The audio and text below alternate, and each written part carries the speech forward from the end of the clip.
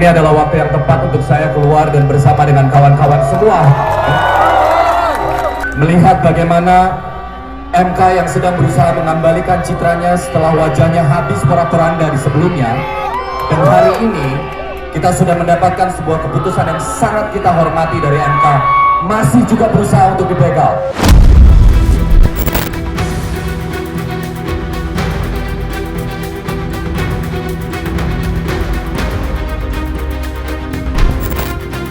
Demi Allah, saya bersumpah akan memenuhi kewajiban Presiden Republik Indonesia dengan sebaik-baiknya dan seadil-adilnya. Bahwa saya dalam menjalankan tugas jabatan akan menjunjung tinggi etika jabatan.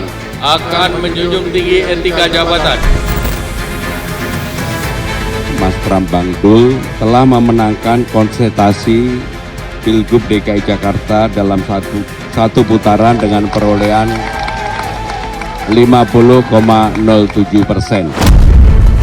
Kami mengucapkan selamat kepada Mas Pramono Anung dan Bang Pranokarno yang akan memimpin Jakarta di 5 tahun ke depan. Fenomena Partai Coklat, fenomena bagaimana Jokowi terus digerakkan oleh ambisi-ambisi kekuasaan. Jangan hanya tuduhan-tuduhan, karena kan ada dilaporkan saja ke Bawaslu, kan ada mekanismenya. Atau dibawa ke MK, kan ada mekanismenya. Saya cuma mau tahu aja sebagai sahabatnya, pada saat saya pulang ke Jakarta banyak dokumen penting sudah saya amankan. Jadi yang takut dokumennya bisa dihilangkan, udah saya amankan di Rusia.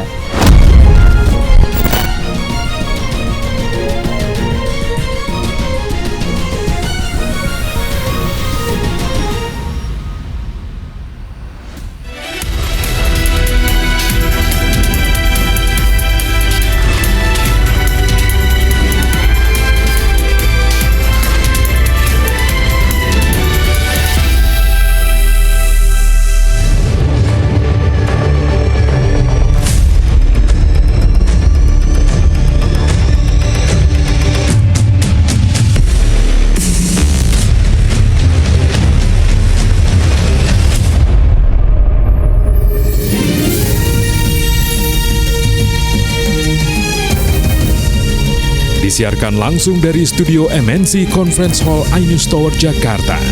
Inilah Rakyat Bersuara bersama Aiman Wicaksono.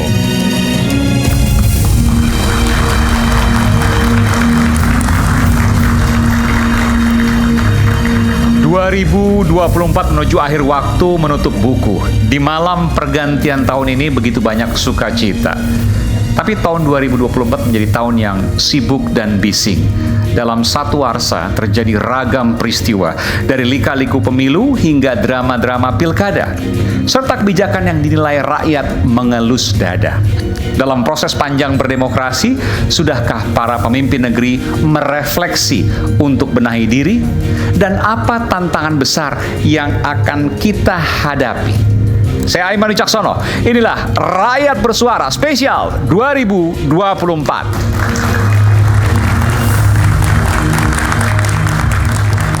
Dan kita akan panggilkan narasumber istimewa saya pada malam hari ini adalah politisi PDI Perjuangan Bung Adian Napitupulu.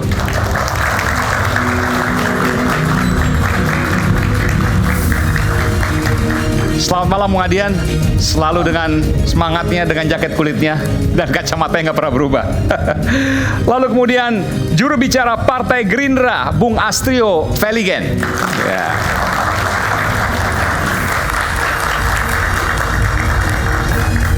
Selamat malam Bung Astrio. Saya panggil siapa nih? Selamat malam. Rio aja Bang Aiman. Bung Rio, silakan. Baik. Selanjutnya kita akan panggilkan politisi Partai Solidaritas Indonesia, Mbak Irma Huta Barat. Inang Irma.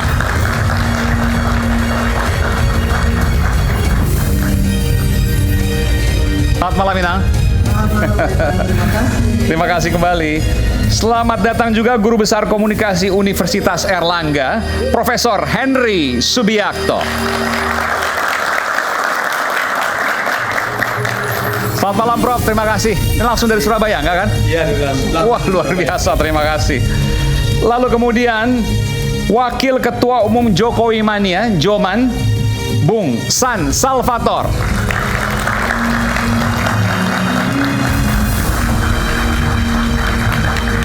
Silakan Bung San Salvator. Selamat malam. Selamat malam, terima kasih. Dan juga kita panggilkan pakar telematika, Bung Roy Suryo. Kita lihat beliau bawa apa hari ini. Belum boleh langsung buka baju. Oh, Enggak, nanti. Kejutannya nanti. Ada kejutan. Oke. Kemudian pengamat politik, pemerhati politik, Bung Henry Satrio. Selamat malam Bung Henry. Baik. Kita akan buka malam hari ini terkait dengan apa yang terjadi 2024, situasinya, gejolaknya, dan apa yang kemudian menjadi pembahasan utama. Lalu apa yang menjadi ramalan di depan mata 2025? Di depan mata tuh area yang paling dekat ya, mungkin Januari, Februari, Maret, dan seterusnya. Saya ingin mulai dulu dari Bung Heri dulu kalau gitu. Bung, apa peristiwa yang paling mengena di benak Anda di 2024? Saya bertanya itu dulu. Oke, untuk politik, sebetulnya di 2024 lahirlah 3 golongan penting di Indonesia. Yang pertama adalah golongan penguasa baru, yang kedua golongan mantan penguasa, dan yang ketiga adalah golongan penguasa hybrid antara mantan penguasa dan penguasa baru. Bisa jelaskan? Nah, 3 penguasa baru itulah, 3 kelompok penguasa itulah yang kemudian mempengaruhi peta politik di ujung-ujung 2024 ini dan mungkin saja di 2025. Apa contohnya? Misalnya terkesan ada politik sandra yang terjadi saat ini, dan itu hanya bisa terjadi antara penguasa dan mantan penguasa yang sama-sama memiliki kartu truf. Sebentar, maksudnya Jokowi dan PDI Perjuangan? Ya. Oke. Itu bukan. Kalau Pak Jokowi itu penguasa hybrid. Oh, penguasa lama maksudnya siapa nih? Penguasa lama PDI Perjuangan. PDIP, oke. Penguasa baru Gerindra yang sudah Anda hadap-hadapkan. Oke. Nah, Pak Jokowi ini penguasa hybrid. Hybrid maksudnya? Antara penguasa lama dan penguasa baru. Kenapa? Karena kan dia sudah berkuasa. Ya. Tapi anaknya masih ada di penguasa. Jadi masih berkuasa Anda mengatakan itu? Ya hybrid lah kira-kira. Nah itu sebetulnya akhirnya. Enggak, Pak Jokowi masih berkuasa atau enggak? Menurut pengamatan Anda? Masih kalau sampai hari ini? Iya. Dan 2025? Jadi begini. Dan 2025? Ntar dulu nih, makanya saya nggak mau terjebak nih. Jadi pertanyaannya kan bagus tuh. Pak Jokowi masih berkuasa atau tidak? Secara de jure tidak. Tapi secara fakta pengaruhnya masih besar. Melalui apa? Misalnya melalui Joman, melalui Mas Gibran, dan teman-temannya yang berada di koalisi Indonesia Maju. Jadi secara pengaruh dia masih ada dan masih besar. Lagi pula, kenapa demikian? Karena Pak Jokowi di ujung masa jabatannya ternyata kepuasan publiknya juga masih tinggi. Jadi kalau pertanyaannya Aiman masih berkuasa atau tidak, secara pengaruh beliau masih besar, tapi kalau untuk secara hukum dia tidak lagi. Sebentar, tadi 3 ya. Joman kan ormas, nggak punya kewenangan apa-apa. Ya. Yang kedua tadi apa? Teman-temannya di koalisi partai. Teman-teman koalisi partai, tapi kan nggak punya bargaining apa-apa kecuali kalau beliau memberikan sesuatu misalnya. Yang ketiga Wapres. Oke, Wapres punya kewenangan, tapi masih jauh di bawah presiden. Sebelum saya ke Anda setuju nggak dengan apa yang disampaikan? Pak Jokowi masih berkuasa di 2024 dan 2025. Ya, selamat malam. Yang tadi disampaikan, Jokowi masih berkuasa atau tidak? Salah satu Joman. Anda kan Joman. Iya, ditanyakan oleh Bang Aiman. Perlu kita ketahui, Jokowi hari-hari ini di pinggiran kota, di sudut kota. Tidak kemari untuk sibuk mengurus politik, beliau sibuk dengan keluarganya. Dinyatakan Jokowi masih berkuasa sama sekali tidak jauh dari panggangan api. Tetapi kemudian ada orang-orang yang gerah dengan Jokowi karena menganggap Jokowi ini sebagai batu sandungan terhadap apa-apa yang harus dilakukan. Ketika Jokowi masih terlibat di sini, mereka berpikir ini akan menjadi bahaya buat orang-orang yang merasa, wah, saya dulu kayaknya pernah ada persoalan, kira-kira seperti itu. Tapi Anda membantah bahwa nggak berkuasa? Secara de facto enggak. San, tapi pengaruh masih ada dong, San. pengaruhnya masih ada. Pengaruh hari ini kita lihat bersama. Jokowi terakhir menjabat, rakyat memberi penilaian bagus. Dengan sekian persen, kurang lebih 75%, rakyat masih memberi rasa kepercayaan itu terhadap Jokowi. Hari-hari ini rasa kepercayaan Jokowi, rasa kepercayaan rakyat terhadap Jokowi masih ada. Tidak begitu saja menghilang. Nah, itu yang perlu dicatat. Bukan persoalan Jokowi mampu untuk melaksanakan tugas-tugas yang di luar kehendaknya, yang udah masuk kepada ranah-ranah pemerintah, ranah-ranah undang-undang, jauh dari itu. Saya tambahkan ya Bang Ema. Enggak, pengaruh apa? Tadi yang mengatakan punya pengaruh dong. Pengaruh apa sih? Jadi begini, kali itu yang perlu pertamanya dalam sejarah Indonesia ada mantan presiden dan presiden atau presiden ke-7 dan presiden ke-8 ini memiliki komunikasi yang bagus, memiliki komunikasi yang baik. Belum pernah terjadi Soekarno ke Soeharto, Soeharto ke Habibie, Habibie ke Gus Dur, Gus Dur. Ada gesekan lah begitu Anda mengatakan. Selalu ada hal yang membuat mereka tidak berkomunikasi dengan baik. Ya. Tapi kali ini ada komunikasi dengan baik. Minimal persepsi publik, minimal citra publik yang terbangun adalah seperti itu. Sehingga dengan ada komunikasi yang baik, maka terlihat masih ada pengaruhnya. Yang paling terlihat apa? Salah satunya adalah orang-orang dekat Jokowi masih berada di dalam kabinetnya Pak Prabowo.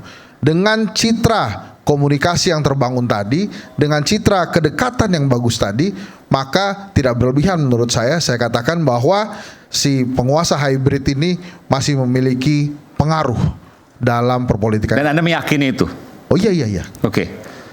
Saya ke sebelum Bung Adian saya ke Prof. Henry Subiakto. Anda setuju yang mana? Henry Satrio, Hensa, atau Bung San Salvator, Prof? Saya boleh punya pendapat sendiri. Boleh, silakan. Kegaduhan ini tidak akan selesai. Ini hanya persoalan kegaduhan yang tahun 2024 terjadi, nanti 2025 juga akan terulang. Akan berulang. Dan kegaduhan seperti apa misalnya? Ya seperti inilah terjadinya kegaduhan bahwa orang sibuk dengan persoalan-persoalan politik praktis, persoalan-persoalan presiden dan sebagainya. Padahal kita punya persoalan-persoalan yang lebih besar. Tapi kan ada korbannya yang kemudian diyakini oleh PDIP ada. Iya. Mas Hasto jadi tersangka, itu yang diyakini oleh PDIP kan? Ya itu ada korbannya, sekaligus juga bisa kita lihat bagaimana nanti dinamika antara Pak Hasto dengan PDIP dengan Pak Jokowi yang sekarang ini nampaknya kan, kalau kegaduhan kan cuma berisik tapi tidak ada action. Kalau ini kan dianggap, saya buka katakan ini, dianggap oleh PDIP ada aksinya. Ya memang iya. Karena begini, masyarakat kita ini kan sebenarnya sudah terpecah, sudah terbelah antara mereka yang mendukung, katakanlah ya, mendukung tadi yang namanya istilahnya Mas Henry itu adalah kekuasaan hybrid begitu kan, dengan yang ingin supaya berbeda, melepaskan itu, supaya hybrid itu tidak ada lagi, supaya ada yang namanya presiden itu memang ya presiden ini ya Pak Prabowo bukan Pak Jokowi kan begitu kan, ada yang keinginan seperti itu. Tapi terlepas dari itu, saya sebagai seorang akademisi yang sebenarnya sudah agak bosen bicara mengenai seperti ini, dan ini tidak akan selesai, saya punya agenda sendiri bahwa negeri ini sedang terancam. Saya itu 1 bulan kemarin ya, sebulan saya riset di Indonesia bagian timur, dan ternyata memang ada persoalan besar di mana ketika kita sedang ribut seperti ini, negara kita semakin lemah dan negara kita ini sedang menuju pada suatu kondisi yang namanya kolonisasi digital. Ada kolonialisme digital. Dijajah secara digital. Dijajah secara digital. Kita ini ribut ini sebenarnya ribut ini juga bagian dari konteks digital. Karena algoritma kita memang menyebabkan kita harus ribut. Kalau algoritma ini kita ikuti, memang akan menarik sekali yang namanya keributan-keributan. Mas Adian Apitupulu muncul, kemudian beliau muncul. PPN 12%. PPN 12%. Itu menarik, itu menyebabkan kita semua itu lalu tertarik ke dalam diskusi-diskusi yang tidak ada selesai seperti ini. Ya. Tapi Anda lihat bahwa negara kita ini sebenarnya banyak masalah besar.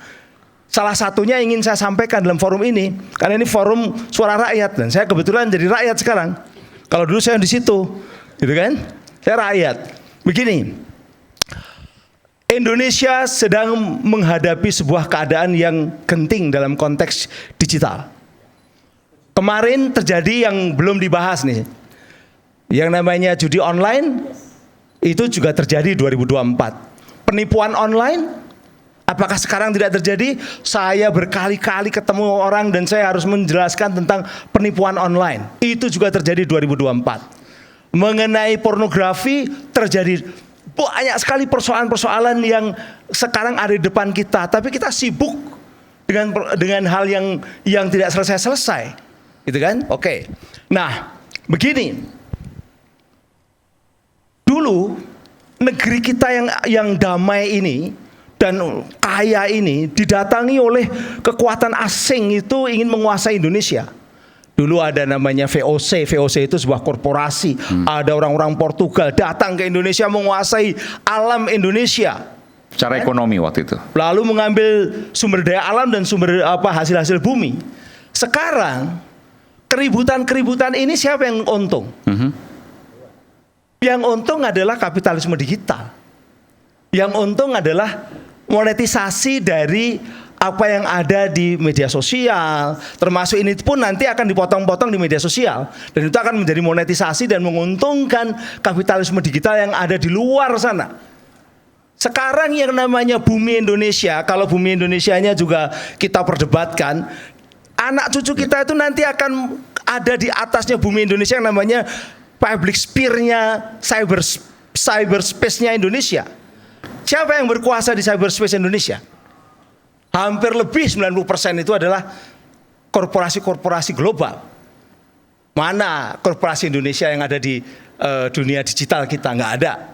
Kecil sekali lah. Ada tapi kecil. Kedua, sekarang kalau sudah mereka ada di sini, apakah mereka diam saja? Tidak, mereka mengambil barang yang paling berharga dari kita, yaitu apa? Data. Data apa? Data kita semua, data keributan, data apa. Jadi peta politik tadi ada penguasa baru, penguasa lama, penguasa hybrid, mereka udah tahu tuh ya. Ada penguasa Google tahu dan itu penguasa dunia yang bisa mengambil semua keuntungan monetisasi termasuk mengadu domba kita semua.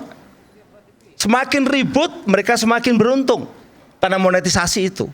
Nah, persoalannya adalah negara ini sekarang menjadi ajang rebutan perusahaan-perusahaan global itu, termasuk kemarin saya di Indonesia Timur, di NTT, di Maluku Utara, bahkan saya juga dapat laporan yang dari Papua, ada juga yang dari Indonesia Barat, yang namanya Starlink itu sudah sekarang merajalela.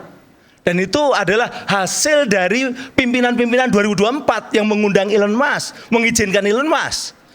Tapi sekarang bukan hanya Starlink, dari Cina. Jadi ada semacam G60 Starlink, itu istilah punyanya Cina, juga akan masuk ke Indonesia. Jadi Indonesia ini sekarang jadi pasar. Dan kita termasuk para pemimpin ini tidak memiliki roadmap bagaimana menghadapi digital kapitalisme, bagaimana menghadapi kolonialisme digital. Nanti kita bicara soal itu ya. Itu. Kita bicara. Jadi artinya tidak perlu ada intelijen khusus, cukup intelijen yang ada di media sosial, mereka tahu semua. Satu kejadian penting lagi di 2024, menyambung Prof. Henry. Hilangnya YouTube channel saya hampir 40 hari. Kenapa kok bisa hilang? Setelah mewawancara atau berkomunikasi atau berdiskusi tentang judi online, hampir 40 hari hilang YouTube saya. Terus kenapa itu? Ya ini saya curhat sekalian. Enggak, apa dugaannya sih? Ya tadi itu, yang tadi dikatakan oleh Prof. Henry tadi, bahwa masalah judi online ini juga ternyata masalah besar yang diperhatikan. Jadi pada saat ada rakyat seperti saya berkomunikasi atau berdiskusi membahas judi online, besoknya nggak ada YouTube-nya. Padahal itu YouTube bagus banget. Ya ampun. Ya sekalian curhatkan, rakyat bersuara. Bang Roy keberatan? Enggak, saya mendukung Mas. Oh silakan, kalau gitu. Oke. Tapi Mas Roy tadi iya Pak. Iya. Prof. Subiakto mengatakan iya. Tapi yang bikin gaduh Mas Roy juga. Enggak. Saya gaduh karena penguasa lama tadi yang sekarang disebut hybrid, itulah pangkalnya kegaduhan. Pangkalnya kegaduhan. Ya, karena dulu sebenarnya saya nggak perlu sebut dulu zaman siapa. Kita punya peraturan pemerintah nomor 82 tahun 2012. Itu yang dikatakan Prof. Henry tadi, data-data Indonesia itu aman karena kita punya kedaulatan digital. kita punya otoritas terhadap data itu karena dulu aturan dalam peraturan pemerintah nomor 82 tahun 2012 Mas Aiman itu mewajibkan data-data itu harus ada di dalam bumi Indonesia, harus ada di ranah tanah air Indonesia. 7 tahun berikutnya 2019, coba ingat 2019 itu presidennya siapa? Nah itu pangkalnya kebobrokan. Muncullah peraturan pemerintah nomor 71 tahun 2019, koreksi saya kalau salah Prof. Henry, itu membolehkan dalam pasal 21-nya ada kata-kata bahwa data-data digital itu boleh di Indonesia atau boleh di luar negeri. Itulah pangkal dari segala ini. Jadi artinya judi online, budi online, judi online ya. Judi online atau budi online yang benar? Ya. Judiari itu waktu ketika menjadi Menkominfo ya. Itu kemudian tahu dia, harusnya dia punya otoritas. Seorang judiari itu harusnya dia punya otoritas. Judi online, kok judiari sih? Budi online. Anda ini pengen acara ini di take down juga? Diambil juga? Kalau di take down, karena itu peristiwa yang saya alami itu. Itu kalau di take down, saya sebutkan 5 bandar besar judi, Mas. Nanti inisialnya saya sebutkan. Ya, yang itu diketahui oleh Pak Budi online tadi, ya. Dan kemudian ternyata itu tidak ditindak. Padahal itu mudah. Kalau itu tidak clear, artinya gini, Mas. Setelah ada peraturan pemerintah nomor 71 tahun 2019 yang kita mungkin Mas Henry nanti bisa sebutkan itu presidennya siapa 2019 itu, itulah pangkalnya semua karena data-data artinya sengaja dibuka. Iya. Kemudian ada sesuatu di situ. Betul. Oleh siapa? Nah, oleh siapa? Anda mengatakan oleh presiden 2019 waktu itu Pak Jokowi. Ya saya lupa presidennya siapa 2019. Oke, nanti itulah kita bahas ujung pangkalnya. Kalau Pak Prabowo nanti, ini simpel aja. Kalau Pak Prabowo ingin mengembalikan kedaulatan digital, ya, ubah lagi peraturan pemerintah itu, ya, dan kemudian lakukan. Mungkin nanti Menkom Digi yang baru, Mutia Hafid akan lebih mudah lagi. Nggak, ini maksudnya gini, sengaja saya menangkap kesan begini, itu sengaja dibuka supaya judi online itu bisa lebih leluasa. Memang harus sengaja dibuka. Karena supaya judi online lebih luas, Anda mengatakan itu? Untuk supaya investasi digital itu bisa berkembang, katanya begitu. Tapi akibatnya apa? Semua pemain budi online kemudian lari ke luar negeri gitu loh. Sehingga akibatnya apa? Ranah dari yurisdiksi kepolisian kita nggak bisa jangkau ke luar negeri. Jadi itu kesengajaan tidak, Mas? Kalau kayak gitu. Itu maksud saya. Tapi pemainnya tetap dari dalam. Luar dan dalam. 2012 itu sudah ada peraturan pemerintah yang mengharuskan di Indonesia. 2012 presidennya siapa ya? Gitu. Saya juga udah nggak di partai itu lagi, tapi artinya nasionalisme itu clear banget. 2019 malah justru ditaruh di luar negeri. Itu kuncinya, Mas. Dari itu kalau Pak Prabowo tarik kembali, hormat kita kepada Pak Prabowo. Dengan ditaruh di luar negeri akan menjadi liar. Sangat liar dan kita sekarang nggak bisa apa-apa. Polisi cuma mengatakan, waduh, itu kan servernya dulu. Dan itu kesengajaan menurut Anda? Ada kecurigaan kesengajaan? Ya, saya harus mengatakan begitu karena untuk keuntungan pihak-pihak tertentu? Pastilah. Kita apa yang tahu, dicari uang? Kerugian dari budi online itu kan sudah mencapai 900 triliun tahun tahun ini, Mas. Gitu. Kabarnya begitu. Kalau mau, PPATK kembalikan aturan itu ke dalam negeri Indonesia sehingga kita tidak semakin merugi. Oke, apakah benar apa yang dikatakan oleh Bang Roy Suryo? Nanti kita akan bahas. Isu hangat kadang bikin penat, apalagi kalau tidak bisa mencerna dengan cermat. Jangan lupa secangkir kopi hangat yang nikmat untuk menemani kebersamaan dalam program Rakyat Bersuara bersama saya Aiman Wicaksono. Kita akan segera kembali sesaat lagi.